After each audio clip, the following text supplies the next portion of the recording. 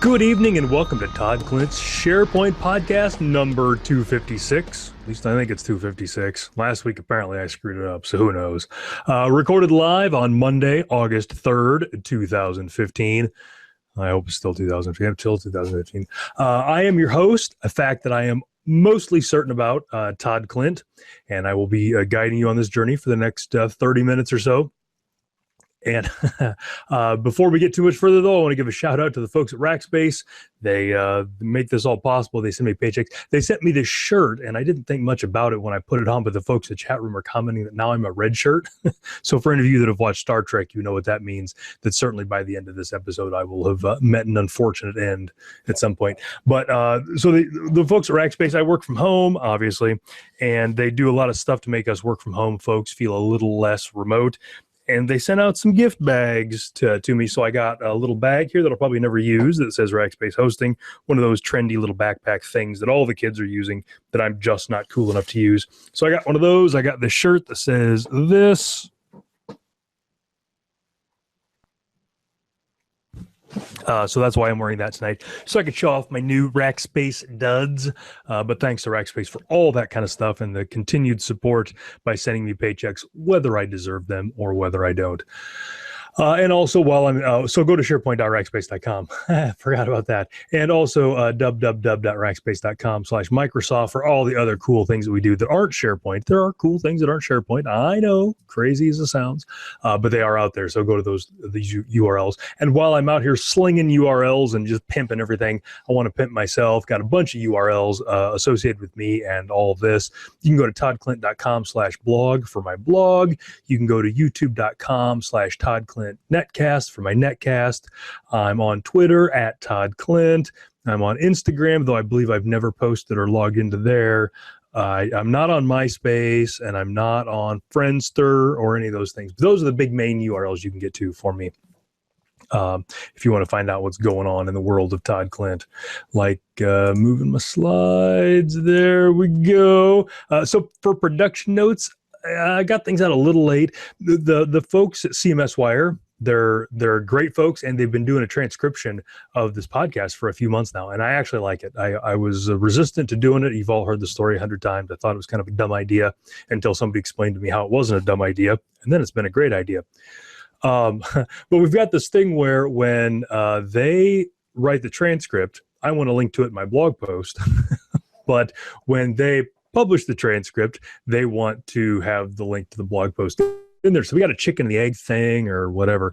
And so we're always fighting each other. We don't want to be the first one to publish because then we don't have the link to the other one. But anyway, so things got out a little late last week, but this was still out on Thursday. So I'm going to try to keep ahead of that and get that going. But as always, you can subscribe to my podcast. It's on iTunes and all those kind of things. If you're on Windows Phone, it doesn't show up in the Windows Phone gallery, and I don't know why it would. Why would Windows Phone users want to watch this? So the way to get it in there, and I had somebody email about this today, the way to get my podcast into the Windows Phone podcasting app is to go to my webpage, toddklindt.com/blog or just toddklindt.com, and copy the URL to the MP3 feed and then paste it into that podcasting tool in Windows Phone, and then it'll show up. It's a lot of work, way more work than I'm worth. I get that. I don't disagree even a little bit, but that's what you got to do. As for, so I've made some changes to the MP3, the album art, and all that kind of stuff. Nobody said anything about that. So I can only assume either nobody's downloading this or they don't care or they haven't noticed. It's all good. But I've been doing that. Also, I've been talking for several months about changing the time. Almost got the time changed and then got some pushback at work. Apparently, they want me to work Monday afternoons. And when I came to them and said I'm going to skip every Monday afternoon, they got a little fussy. So need to work that out. I think what I'm probably going to end up doing, because I've got some guests lined up that want to come in the afternoon, not the evening. And so what I think I'm going to do is I'm probably going to end up like doing one podcast a month early and the rest at the normal time or something. We'll figure something out, because I do have some guests that would prefer to do this in the afternoon. They're on the East Coast, and it's kind of late on the East Coast. Mark Chrisman, he's in the chat room. He's in New York, and he constantly falls asleep and with his head on the keyboard and gibberish comes out. At least I hope that's why some of the things that he types happens, because his face hits the, otherwise it just doesn't make any sense. So keep up on that. And once I get that all figured out and get those folks at work to sign off on it, and so that they will continue to send me paychecks, because I love you guys. I love doing the podcast. I love talking about all this crazy stuff. I love the paychecks even more. The paycheck, I've really become fond of the paychecks. So we'll do that. I think that's it for production notes. We'll see. Yeah. If I think of any other production notes, I'll just circle back. I'll bring the slide back and we'll talk about them. But I think we're good for now. Topics. Okay. So one of the first things that I wanted to talk about is last week, and I talked about this last week, but last week it actually happened. Jason Himmelstein and I have been doing, or started, or will be doing, or however, I've completely lost my train of thought now, are doing a 3-part webinar on IT Unity about making sense of Microsoft identities in a hybrid world. And it's all about how you get SharePoint set up with Office 365 hybrid, how you get your identities synced out there, why you want to do it, what some of the pitfalls are, things like that. And we've got one in the can. So we've already done one of them and it went really well. And it was tough because my house was trying to flood and Jason was trying to move, but somehow it all came together. My internet connection. So we did a tech check for an hour. So for an hour, Jason and I and the guys at IT Unity, Lyman and Dan Holm and all those guys just kind of sat on this call and just chatted, and everything went swimmingly. It was great. We got done with the tech check in like 3 minutes. And then we just sat around and caught up and shot the breeze and talked about each other's families and just basically hung out. And then the minute the webinar starts, my internet connection hiccups. But other than that, it all went pretty well. And Jason and I knew that might happen, so he covered well for that. Oh, we've got one down. We did one on Thursday. The next one is this coming Thursday, and let me check the date on that. Don't go anywhere. The date is Thursday the 6th, and that will be at 3 p.m. Central U.S. time. So I'm not even going to try to do the calculation, but 5 hours earlier, 5.5 hours earlier than this thing is live, 3 o'clock Central, 4 o'clock Eastern, 2 o'clock Mountain, 1 o'clock Pacific. I don't even know what time it is in Hawaii where Lyman and Dan are. It was, but that's when it is. So there'll be one Thursday, the 6th at 3 p.m. Central, and then the wrap up, the final one, the one where we all get together and, promise that we'll stay in touch and all those things. That is August 13th at 3 p.m. Now, the great news is, if you missed it, I see a couple of people in the chat room were not able to join it. The folks at IT Unity have it out there for download as well. So if you go out to the URL and it's in the chat room, you can go to IT Unity and search. It's in the chat room. It'll be in the notes and all that. If you sign up for that podcast or that webinar now, you can download the recording and then go ahead and sign up for parts 2 and 3 while you're in there. Now, one of the things that we did in part 1, we kind of talked a lot about part 1. I like to think of part 1 as theory. Jason described it more as talky, but either one's probably appropriate. But number 2, we're actually going to get some servers up. We're going to RDP into them. We're going to do some things. We're going to rattle some things around and shake them up. And that will be Thursday. And if you would like to follow along with some of this, we've set up some homework. So you can go out and watch the first episode and see at the end what the homework is, the things that you need to have ready. And as Jason and I are walking through these demos and these exercises, we've kept all of our PowerShell scripts out there, and we've agreed, and by we, I mean Jason, because this is all his stuff, has agreed to put all the scripts out on GitHub. And there you can download them, so that will help you set your own servers up. So if you go to github.com/Jason Himmelstein, common spelling, /webinar, that's where we're going to put our PowerShell scripts. And right now he's got one PowerShell script that will do the DC promo bit because you need a domain controller. And then he's got another PowerShell script that just has all of the things that we all do every time we set up a new Windows server. So things like set our time zone, rename the machine, turn off the Internet Explorer, enhance security configuration, things like that. But he's got it all in one PowerShell script that just walks through. That's what we used when we set our environment up. That's what you can use to set yours up. And as we continue to add more scripts, in our webinar, we'll throw them all out there. That's another thing that I need to do. Jason is such a good influence on me. I need to get a bunch of my PowerShell scripts out on GitHub as well, because I like to share them. And my blog is just not a great place to do that. So I need to do that. But So if you want to do your homework, go out there, watch part 1, see the things you need, and then grab those scripts for the thing. Also, we have recorded doing the DC promo part and doing the prep and adding the users and all that kind of stuff, and the configuring the servers. And we're going to put that out on YouTube, and we're going to put that on my channel. So that will be on the Todd Klindt Netcast channel on YouTube. I don't have the link right now, but when I do the rendering of this, I will put the URL right down here, right here. It'll be right between here. And I will put it in the notes so you can click it there. And that will probably come out Thursday morning. That'll be cutting a little close, but you'll be able to hear Jason and I talk through the things that we did to get the servers prepped for the second part. So this has been a really interesting thing. As you guys know, if you're regular listeners, I've been doing a lot more with Azure lately. I've been doing a lot more with identity, Azure Active Directory, that kind of stuff. And it's just been fun bouncing these ideas off of somebody else and talking about them and seeing what other people are doing, because Jason sees things, little different customers and stuff than I do. And it's been a lot of fun. And I really think it's where things are going. And so I'm glad to be able to do the webinars and stuff with him and get that going. So going out there to IT Unity, get that set up. And I will see you on Thursday, hopefully. All right. So we have, and I put these extra, okay. So I did last week, when CMS Wire, when they do the transcript of this podcast, they don't take all 30, 40 minutes, whatever, of dribble and crud that I spew. They don't put it all in the transcript. They take they do their best to find diamonds in all the rough, and then that's what they do the transcript on. And last week they took the SharePoint 2016 beta piece that I talked about, and that's kind of what they focused their transcription on for the article. And it was great. They do a tremendous job, and it's dumb, but the part that I like the best is the pictures that they put with the article. Whoever it is that gets those pictures, and her name's at the bottom of the article, I forget who it is. She grabs great pictures for that. But anyway, they published that out, and so I get a lot of tweets now and a lot of back and forth about, from CMS readers that aren't blog readers. And one of the CMS readers asked me, when the beta comes out, what 5 things should he be looking for?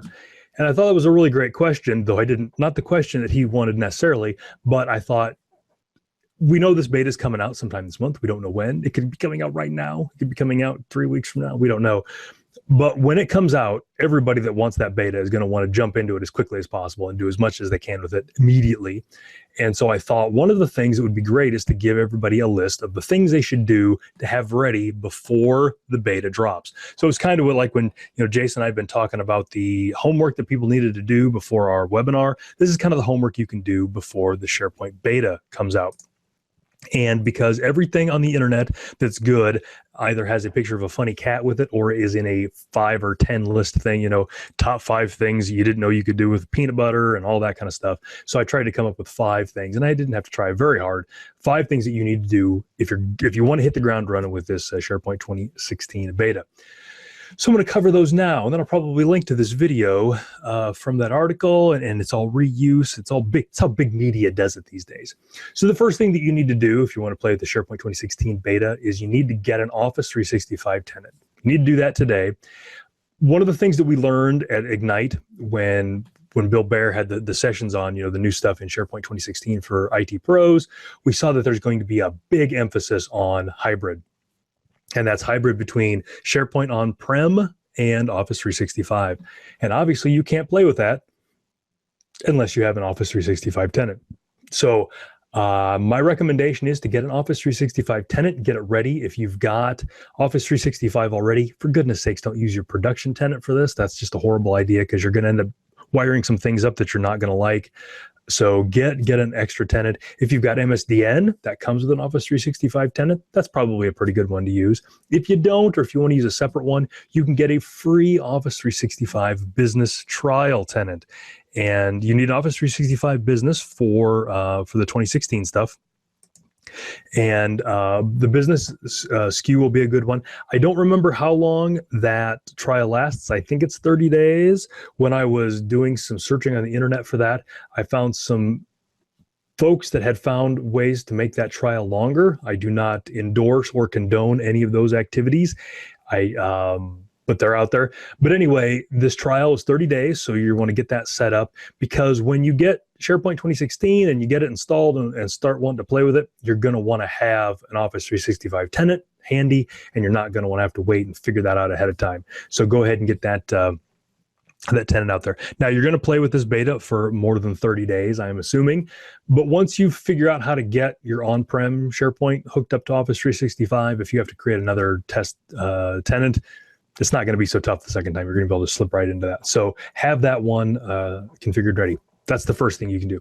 The second thing that you can do is buy an internet domain. Now, this seems silly, but when you're doing all this hybrid stuff, you will you're going to want to start doing some identity syncing and things like that. And for that to work, and for the security bits and all that kind of that, you need to own an internet domain that Office 365 can get back to and can look at DNS records. So if you're like me, you have a bunch of internet domains that you've bought over the years for great ideas that you thought were just going to be the funniest thing ever on the internet. We're going to make you oodles and oodles of money, or we're for whatever. And you've got all these and you just can't let them go, because one day you're gonna use that idea and it's gonna make you famous. So you can't let that domain go, because then somebody else will snatch it up. I had that happen to me once, like 15 years ago. I had a domain and I used it for a thing and let it go, and somebody else absolutely grabbed it, and I've never forgiven myself. So I've just got 30 or 40 domains. I swear that I do. So you might want to use one of those. And we're going to come back to that domain, but have that ready. It's, those domains cost like $8 a year. I get mine at GoDaddy, and I know GoDaddy has some negative press that goes with it for any number of reasons. I've been at GoDaddy forever, long before they did all those things that they do now that people don't like.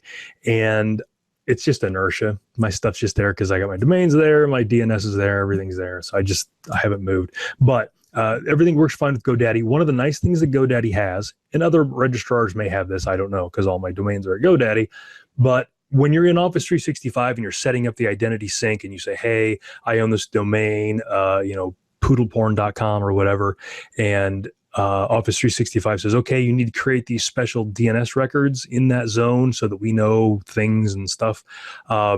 Here's the splat and blah, copy this, paste this into Notepad and do this and this and this.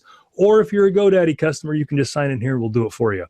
So I like that option. So that was one nice thing if you do it with GoDaddy, but it doesn't matter. Get it wherever. But get that domain, get it ready. This doesn't have to be the domain that you use with SharePoint. Or if you're going to be doing tests on the internet or whatever, but it's a thing that you're going to need for Active Directory that I'm going to cover in another step.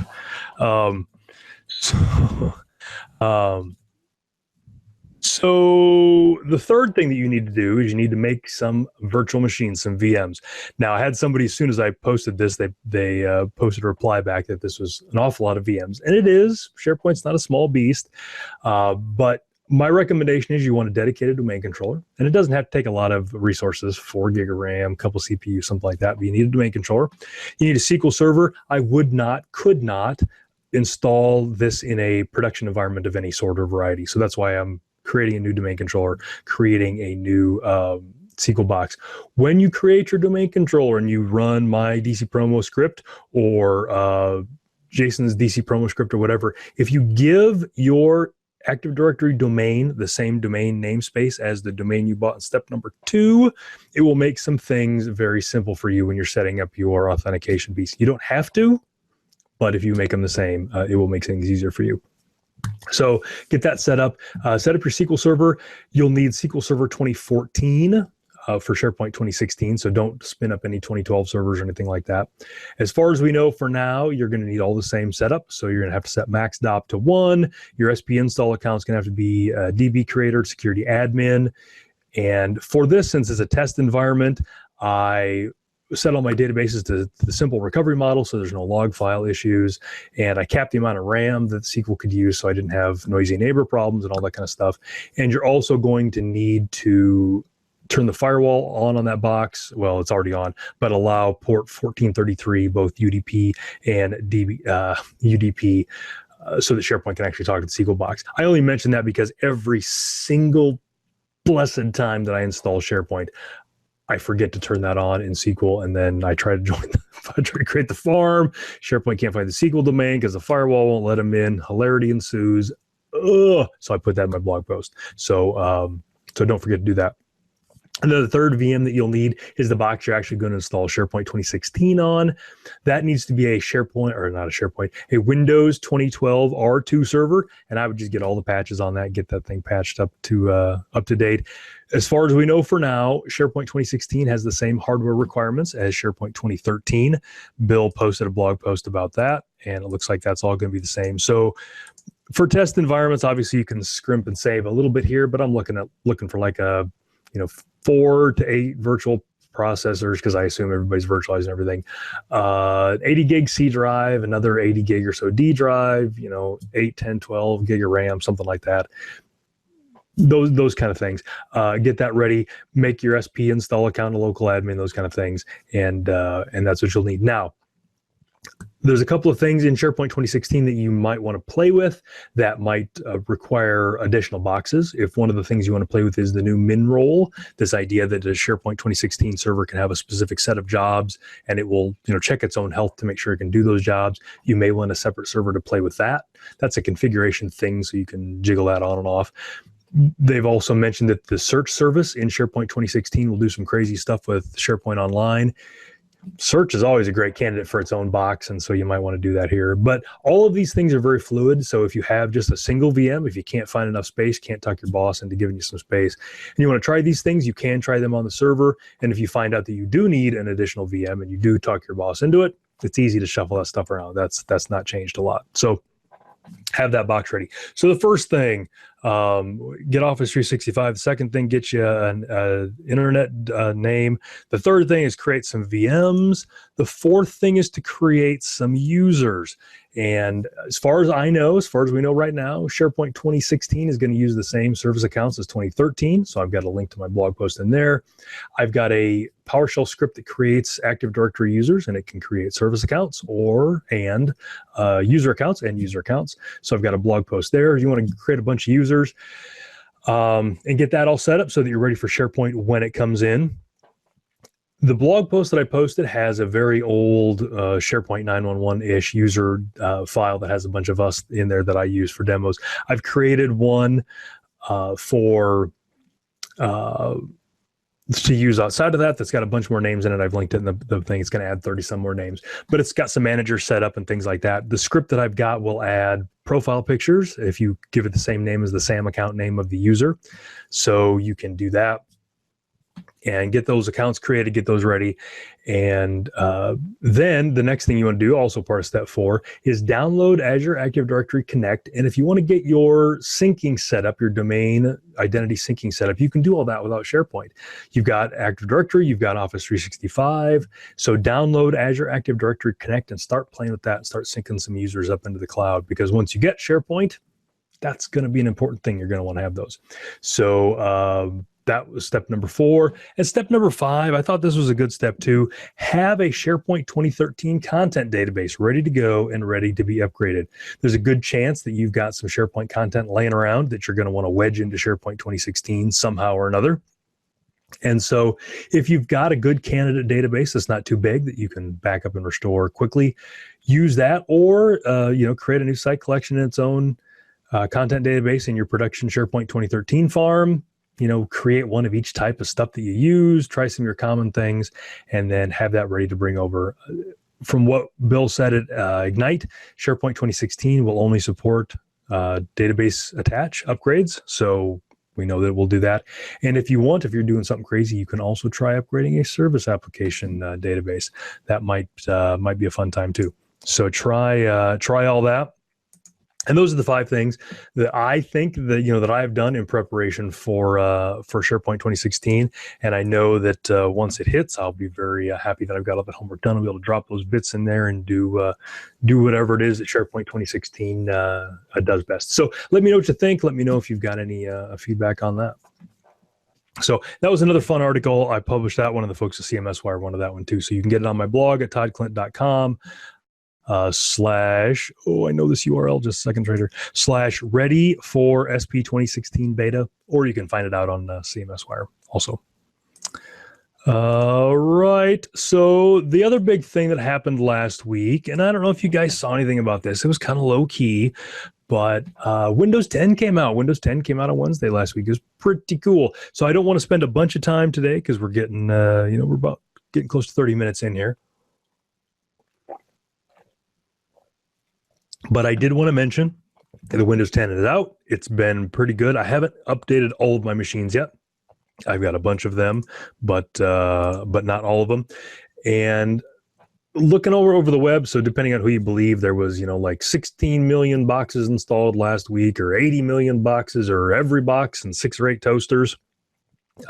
There's a bunch of things, but suffice it to say, with Microsoft pre-downloading Windows 10 onto a bunch of boxes so that it could upgrade right away on Wednesday morning, and with it being free, and with all the insiders downloading it, Windows 10 is on a lot of boxes right now, and it's a good thing. I've been reading on a bunch of forums about it, and it's mostly gone pretty well. Now, I personally have one box that will not upgrade, and it's a video driver thing, and I think it's not a legit thing. So one of the 17 or 18 little Windows tablets I have run around the house here is a Acer.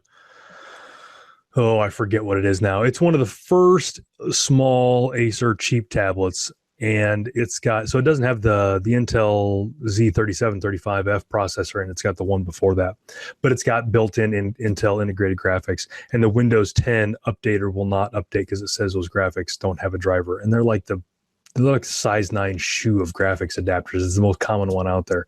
So I got to investigate that a little more and see what's up with that. But I've upgraded almost all my tablets.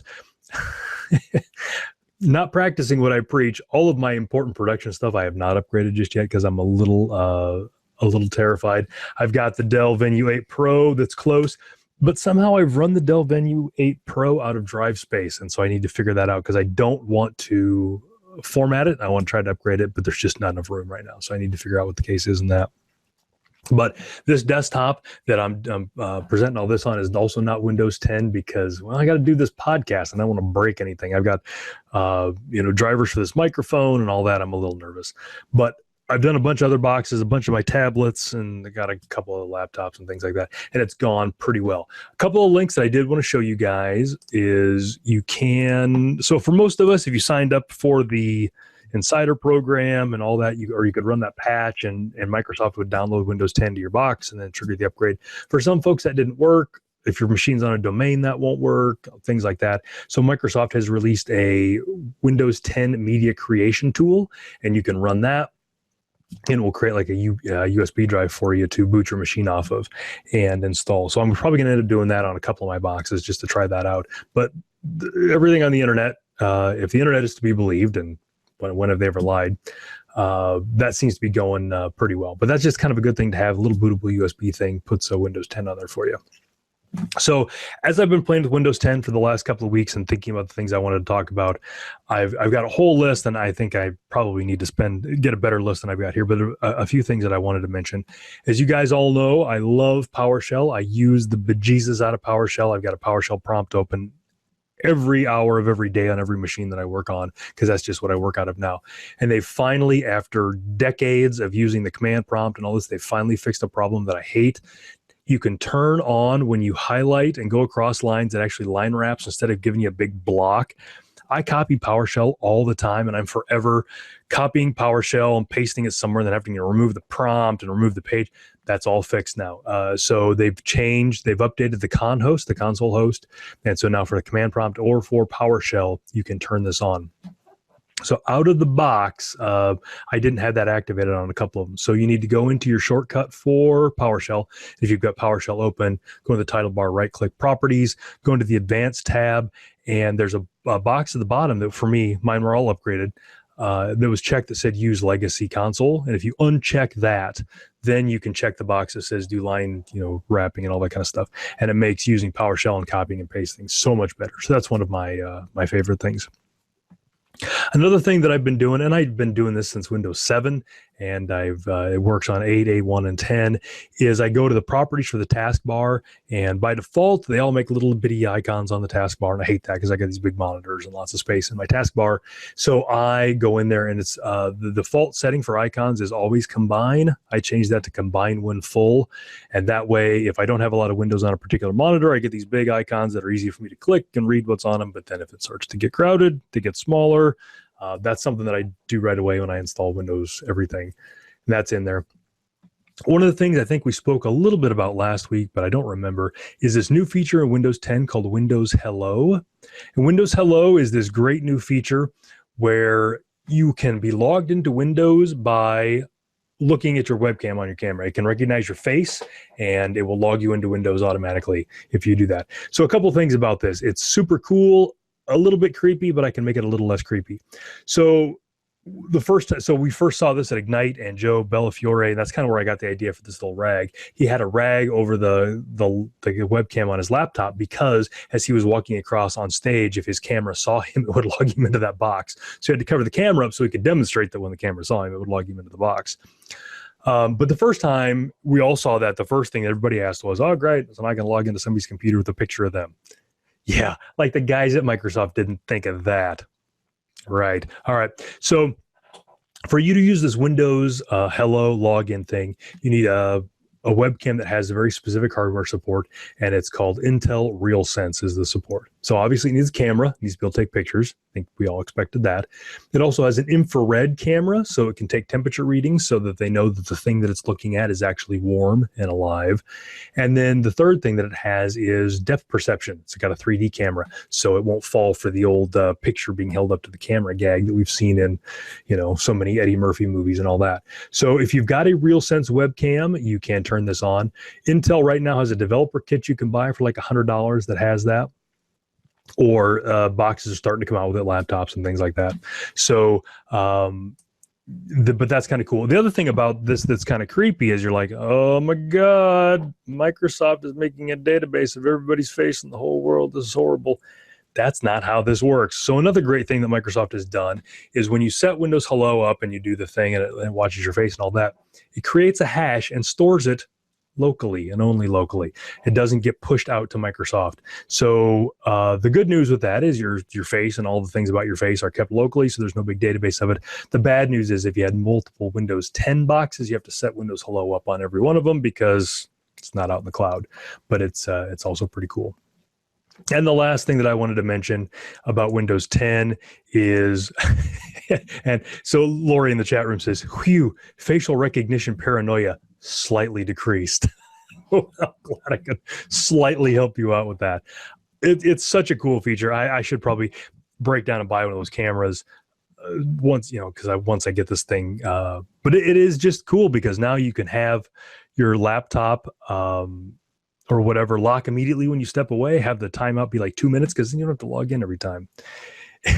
And so now she's in the chat room. She's making fun of me about being paranoid because I cover up my webcam because the light wasn't on. Touche, Lori Gowan.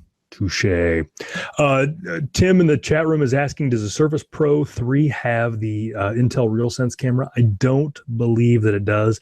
I don't have a Surface Pro 3, so I don't know if it has that or not. I would guess no, though. That's kind of a new thing.